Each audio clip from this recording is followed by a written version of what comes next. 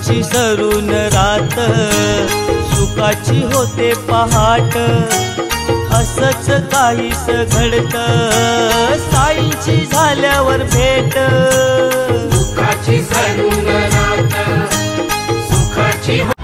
तर कसं आपली पालखी सकाळी 5-5:30ला काढली आणि नंतर चालत चालत आलो आणि नाश्त्याच्या स्टॉपवर पण पोहोचलो। नाश्ता वगैरे केला, मस्त गरम गरम मेंदूवडे खाले। नाश्त्यावरून आठवलं की जर तुम्ही पण साईबाबा पालखी किंवा आई एकविरेची पालखी आणि कुठली पण पालखी वगैरे काढत असतील आणि जेवण बनवायला माणूस पाहिजे असेल तर हर्षल पाटील हे स्वतः येतात जेवण बनवण्यासाठी आणि जेवण पण खूप चविष्ट आणि छान बनवतात।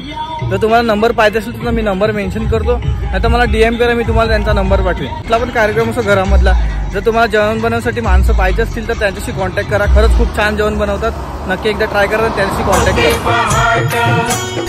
असंच काहीस घडतं साईंची झाल्यावर भेट साई विना हो काही कळेना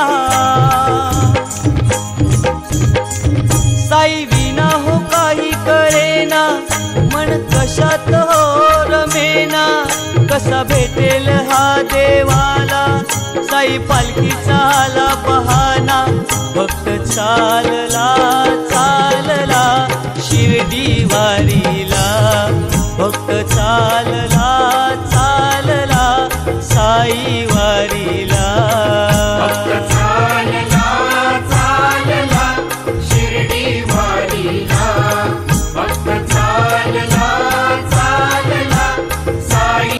तर कसं ओम साईराम सर्वांना, दुपारी जेवणासाठी थांबले होते, मस्त जेवण वगैरे केलं, आता परत पालखी घेऊन निघाल्यात आता आणि हो गया आता माझे ब्लॉग थोडे मोठे होतात तर ब्लॉग माझे शेवटपर्यंत नक्की बघत जा आणि कोण कोण ब्लॉग माझे एंड परत बघते कमेंट करून नक्की सांगा।